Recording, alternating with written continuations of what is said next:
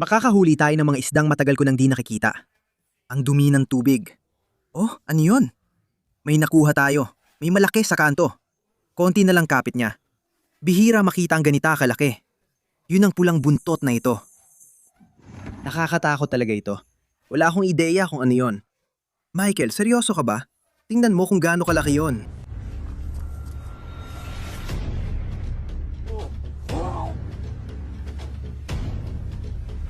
May nakuha tayo.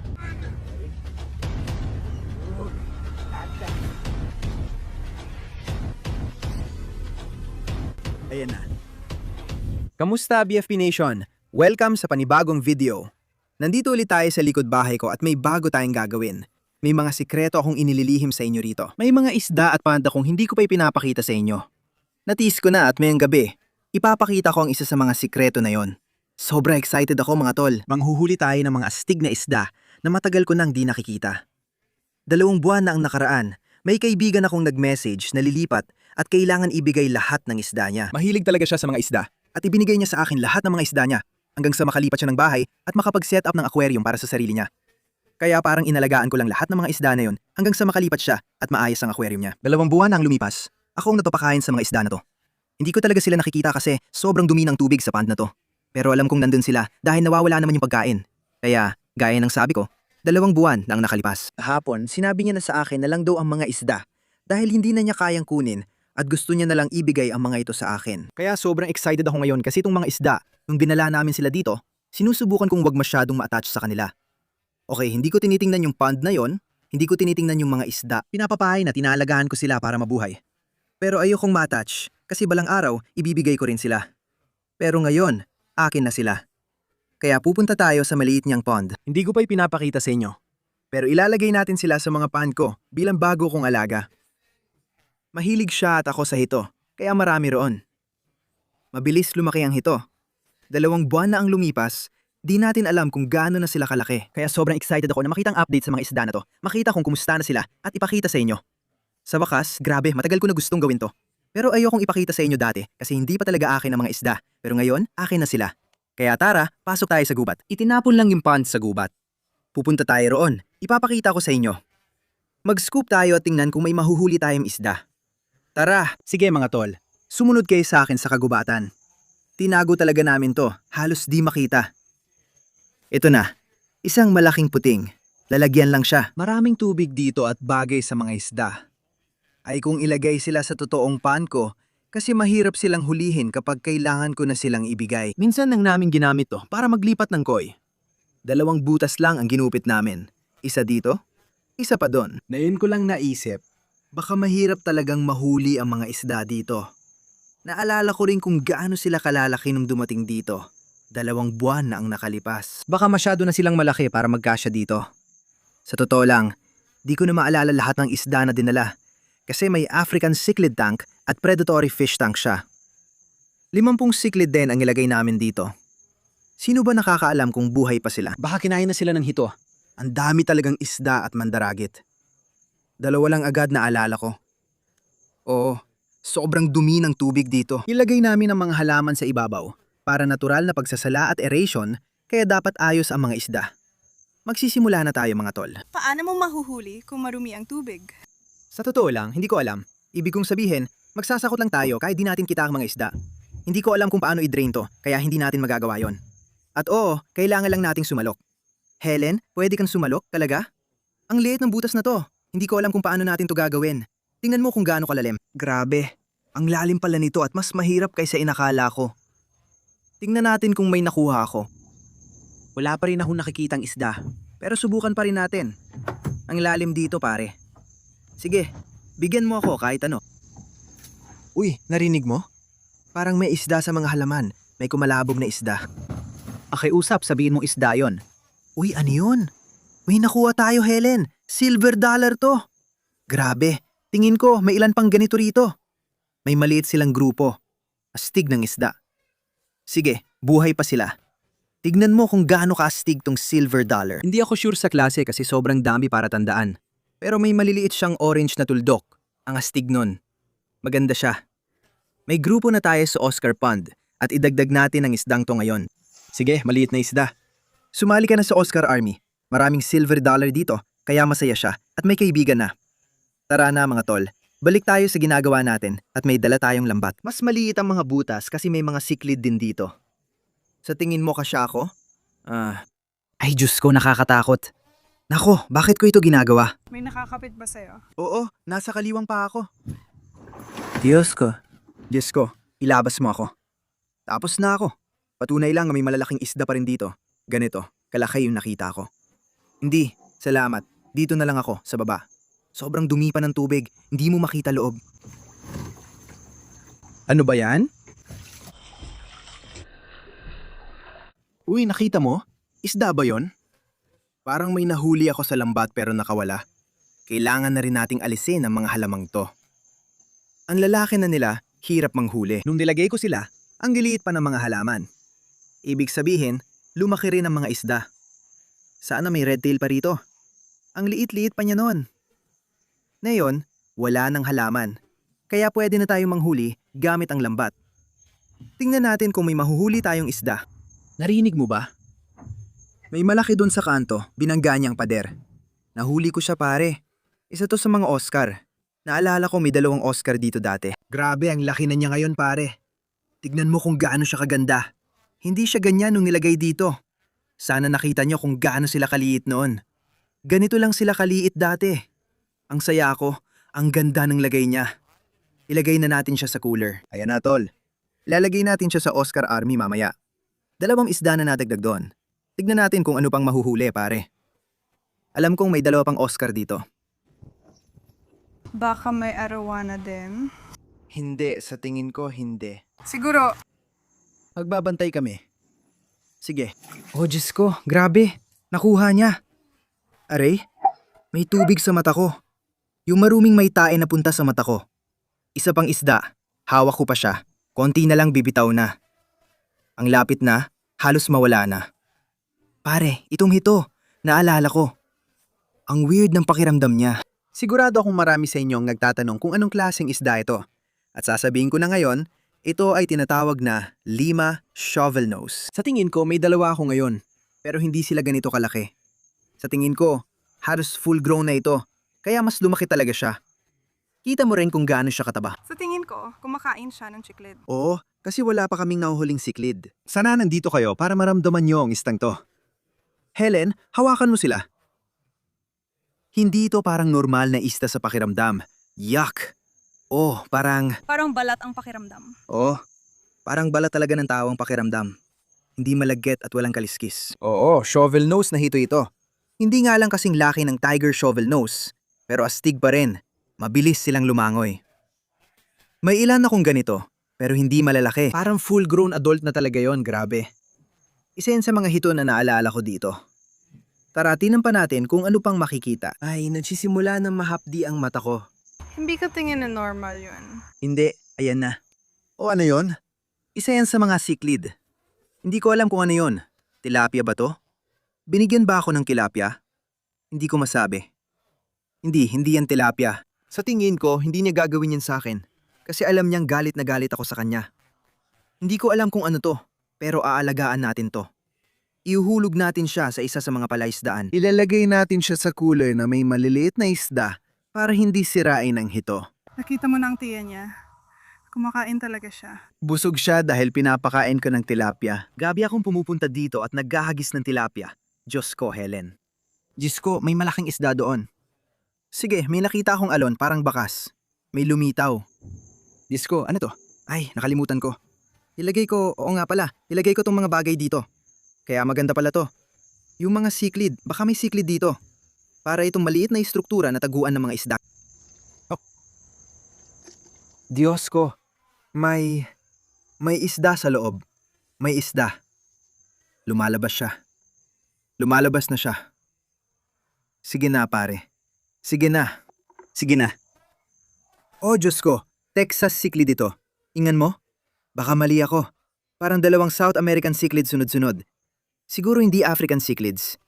Ewan ko. 2 buwan na rin kasi. Oh, ito. Medyo payat siya. Makikita mo, kulang ang pagkain ng isdang to. Asikasuhin natin at ilalagay sa mas magandang lugar para tumaba. Ang ganda ng cichlid na to. Sige, sasama ka sa isa pa. Meron pa ba? Teka. Ayan, may isa pang isda sa kanto. Kita mo? Tara pare, labas ka na.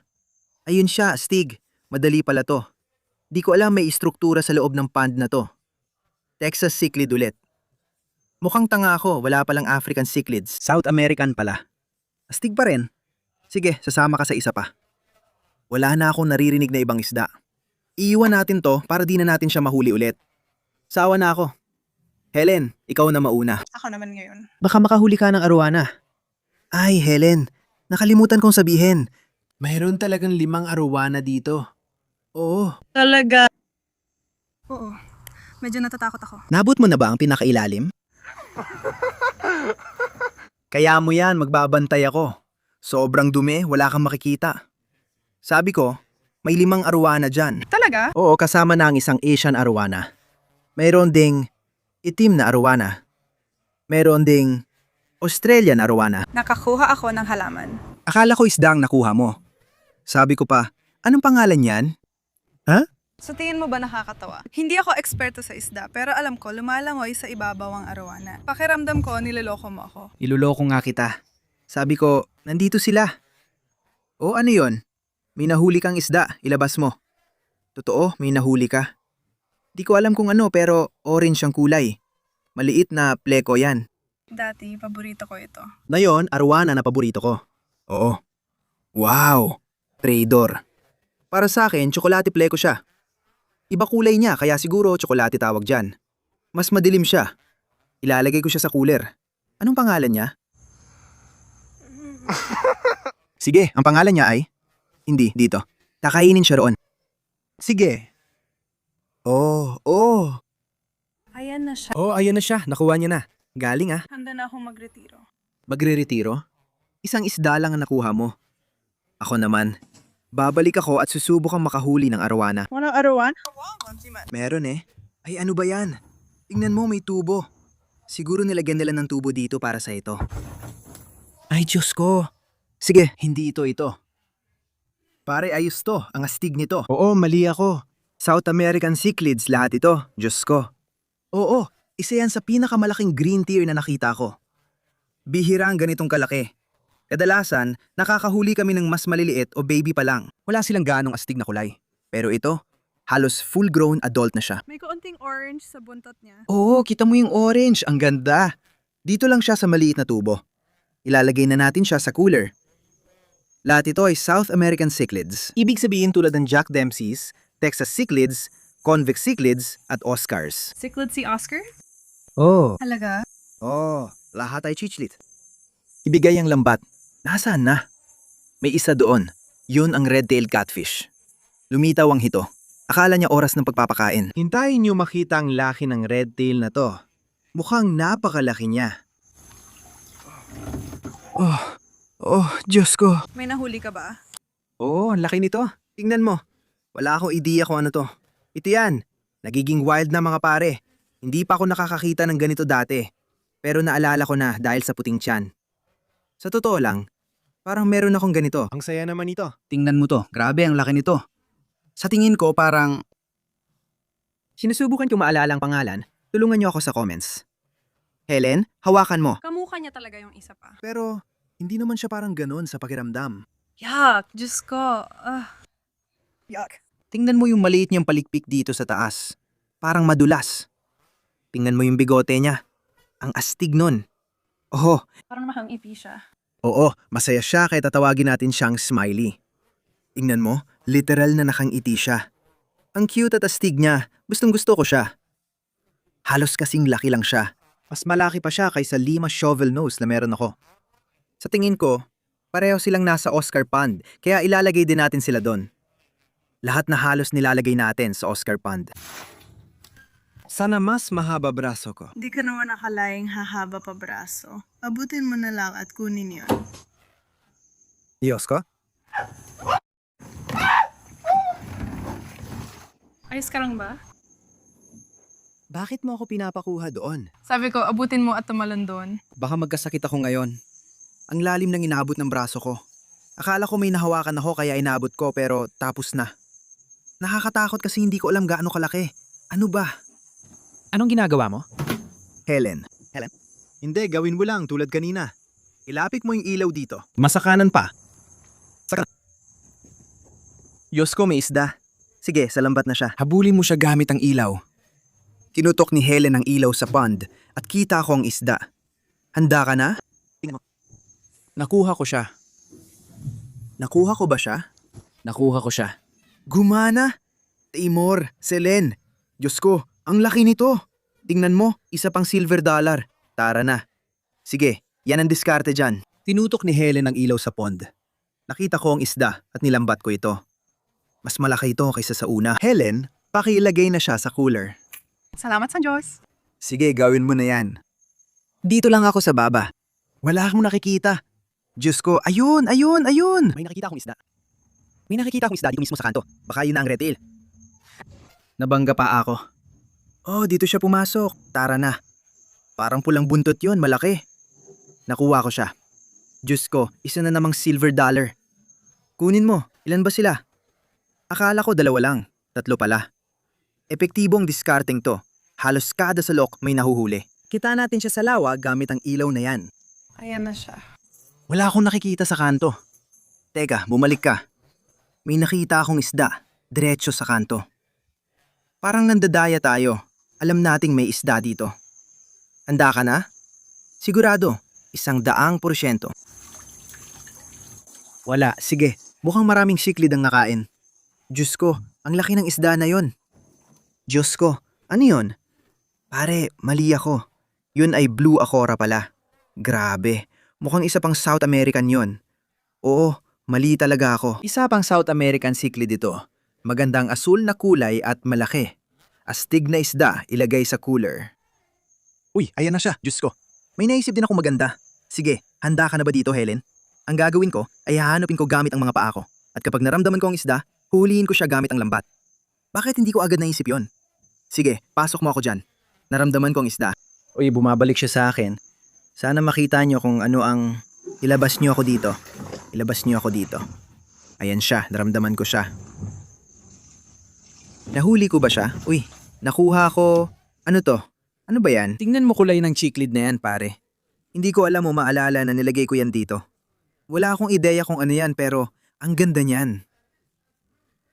Malaking isda yan. Oo, napakalaking siklid yan. Hindi ko talaga masabi kung ano yan eh. Wala akong ideya. May pula, asul. Paki-comment sa ibaba kung anong klaseng isda ito para matulungan niyo ako. Sa tingin ko, mukhang South American cichlid siya, kaya hindi na nakakagulat. Sige, ilalagay natin siya sa mga mas malalaking isda. Ang dami nating isda. Sa tingin ko, kailangan nating magpahinga muna, tapos ililipat ang mga isda sa bago nilang tirahan pansamantala dahil wala akong aerator. Pagkatapos, babalik tayo para hulihin pa ang natitira. Sigurado akong mas marami pang isda doon dahil mas malaki naramdaman ko sa paa ko at nakita ko pa yung pulang buntot. Ito ang Oscar Pond. Medyo malabo ngayon kasi kakaulan lang. Tuwing umuulan, nagiging malabo ang mga pond. Hindi ko alam kung bakit, sasabihin ko na lang. Sa tingin ko, pwede ilagay lahat ng isda dito. Nakakatawa. Unahin natin ang mga silver dollar, ang laki nun. Sige, ayan na. Oh, iniisip ko ilan na tayo na yon. Siguro mga 20. Ayan, sumunod kaibigan niya. Ngayon, dito na. Ay pare, maganda siya dito. Si Little Oscar sasali na sa Oscar Army. Sakto, di ba? Sige kuya, ilalagay ba natin ito dito? Sa tingin ko, bagay siya dito. Wala na akong ibang maisip na pwesto. Ibig kong sabihin, mukha siyang South American cichlid. Parang ganun din naman ang tema natin dito sa Spawn. Kaya alam mo, ilalagay na natin siya. Sabihin nyo lang kung bagay siya dito. Kung hindi, aalisin na lang natin siya at ilalagay sa ibang lugar. Gusto ko lang malaman kung anong klaseng isda siya. Kamukha niya yung firemouse cichlid sa hugis. Pero di ko pa nakita yung kulay na yon. Baka hybrid. Ang lalaki nila. Si Smiley, excited lumipat sa bagong bahay. Ang laki ng hito na yan, bihira makita. Sabi ko nga, sa tingin ko, may 2 ako. May mas maliit ako at isa pang kasing laki nito. Pero itong Lima shovel nose, astig talaga. Tingnan mo buntot nila. Gustong gusto ko kasi para may maliit na trailer. Ang ganda. Ang taba-taba niya. Ang taba niya, grabe. Yung bibig niya, di ko alam itsura. Parang kakaiba. Sige tol, mag-enjoy ka. Umalis na siya. Tingnan mo, nagpapahinga siya sa ilalim. Ayos. Yun na lahat ng malalaking isda ngayon. May mga cichlid din tayo. Itatapon na lang natin lahat ng cichlid na mahuli sa mystery pond sa dulo ng video. Hindi na ako babalik sa pond. Dito na lang ako sa lupa at gagamit ng net para mahuli ang natitira. Sige Helen, ikaw na ulit. Baka mas gumana yung mas malaking net mo. Babalik na ako sa aksyon. May 4 pang arwana dito sa loob. Wala nga kahit isa. Paano pa magkakaroon ng mas marami? Sinasabi ko sa'yo, eto na. Gagawin ko yung trick sa ilaw para sa'yo. Sabihin mo kung may makita sila. Sige, subukan natin. Ano nakuha mo? Diyos ko, seryoso? Nahuli mo pare, di ako makapaniwala. O hilahin mo palabas. Tara na tol, hindi pwede. Helen, yun ang una niyang huli. Tingnan mo kung gaano na siya kalaki. Literal. Sana may ipakita ko sa inyo kung gaano siya kalaki. Siguro ganito siya kalaki. Ang bilis talaga nilang lumaki. Malaki na siya. Ayos na ang laki niya. Ang laki niya talaga. Grabe. Nahuli mo agad ang red tail sa unang subok mo. Medyo naiinggit ako. Sa tingin ko, ako ang nananalo. Oh, Hindi naman ito paligsahan, pero ako pa rin panalo. sige, tara, kunin natin siya dito. Pare, grabe. Tingnan mo to. Aray, aray. Pumasak ba siya sa koi pond? Magandang ideya. Dalhin natin siya sa koi pond. Helen, ang talino mo. May maliit tayong red tail.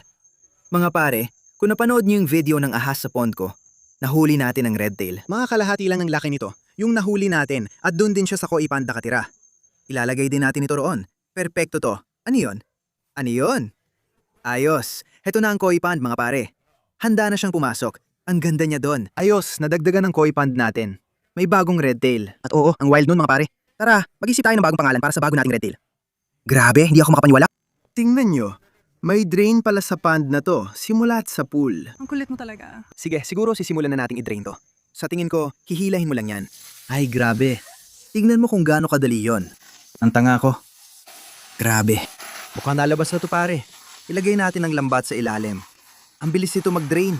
Parang 2 segundo lang. Tingnan mo, ang dali. Sige, i-dry na lang natin ang tubig sa lawa. Makikita mo yung guhit kung saan dating umaabot ang tubig. Ang bilis nitong mag-drain. Oo nga, walang makakadaan sa akin. Kung may makalusot mang maliliit na isda, mahuhuli pa rin natin sila. Grabe. Uy, may nahuli tayong isda. Akala ko may nakita ako. Ano yun? Hindi yan cichlid. Pare, di ko alam kung ano yan. Di ko maalala nung nilagay natin yan doon. Astig, may iba pa palang isda doon bukod sa cichlid. Nakalimutan ko nang may mga ganoon pala ron. Parang nahuli ko na rin yan dati. Grabe, tingnan mo level ng tubig. Baka may makita tayong isda. Kalahati na tayo pare. Ang dami palang tubig dito. Kung may mga idea kayo kung anong gusto nyong gawin ko dito, tulad ng kung anong isda ang dapat kong ilagay dito, siguro pwede tayong mag-breed ng kung anuman. Hindi ko alam. Kaya na ang magbigay ng mga idea. Mag-comment sa ibaba kung anong dapat idagdag o gawin sa pond na ito. Malaki at maraming tubig dito. Tiyak nagaganda ang maliit na pond na ito. Grabe, ang daming tubig. Andito na tayo sa ilalim. Nakikita niyo ba yon? May 2 hito doon at maliit na pleko. Tingnan niyo kung gaano kalaki yon. Hindi ko alam kung ano ang mga ito. Hindi ko masabi kung anong klase ng hito ang mga ito. Teka, tingnan mo yon. Mukhang kakaiba yon. Sige, dapat kaya na natin siyang mahuli gamit ang lambat na yon. Kita na natin siya ng malinaw. Gawin na natin to. Sige, subukan natin. Tingnan mo, nasa gitna siya at ang bilis niya. Sa tingin ko, siya yung naramdaman ko sa paa ko kanina. Yung malaking isda. Pareho silang nandoon sa kabila. Ayan na, nakikita ko silang 2. Mukhang shovel nose to. Kukunin ko na. Nakuha ko na. Oo, ang laki ng shovel nose pare. Na yon, sigurado akong kasing laki lang nito ang red tail. Teka, tingnan mo. Ang tiger shovel nose, may guhit, hindi batik. Kita mo? May batik siya. Sandali, parang hybrid ito. Hindi ko pa ito nakita dati. Karaniwan, guhit ang katawan ng tiger shovel nose. Pero ito, may batik. Ang astig ng hito na to. Ilalagay muna natin siya sa cooler.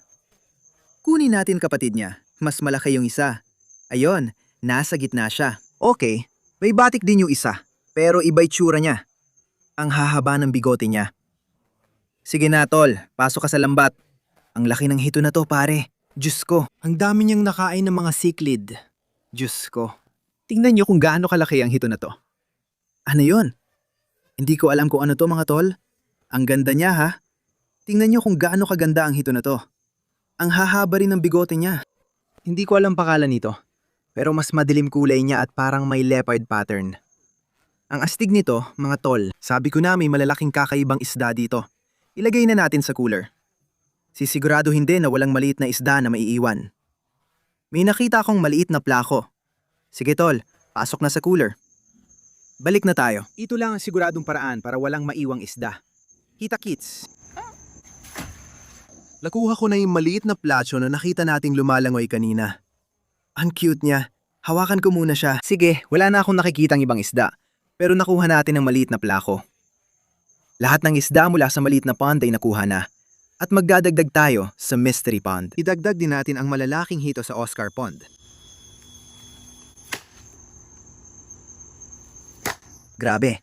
Ngayon nandito na tayo sa Mystery Pond. Tingnan ninyo. Mayroon tayong albino plako. Mayroon tayong kakaibang mystery fish. Mayroon tayong kakaibang mystery cichlid at isang normal na plako. Ilalagay na natin sila dito sa pond na ito. Sige mga pare, ayan na. Ngayon may astig tayong South American cichlids na ilalagay sa cichlid pond ko. Kasi kung napanood niyo ang huling video, may napakalaking ahas dito na kumakain ng lahat ng isda ko. Ngayon, na napalis na natin siya, pwede na tayo maglagay ulit ng mga isda at alam nating hindi na sila makakainin. Sige, tingnan ninyo mga pare. Ito ang mga cichlid na ilalagay sa cichlid pond. Blue acara, green tear, 2 Texas cichlid. Ayan na sila, malakas lumangoy. Sino mauuna? Oh, nakuha natin itong isa. Tingnan mo siya. Ang astig niya, mahaba at payat. May mga tuldok pa siya. Ang gandang hito. Ayan na siya. Ang dami nating hito dito. Ginagawa na nating mini predator pond ito. Relax, nakuha ko na. Ang gandang hito. Sabihin ko anong klase ito. Astig mga tol. Ang daming bagong dagdag. Sobrang saya ko na pagmamayari ko na sila ngayon. Ngayon, may ibabahagi ko na sila sa inyo at sabay-sabay nating mapapanood silang lumaki. Kaya kung nagustuhan ninyo ang video na ito, pakiclick na lang sa baba. Mag-subscribe din kayo. Kita-kits tayo sa susunod. Paalam!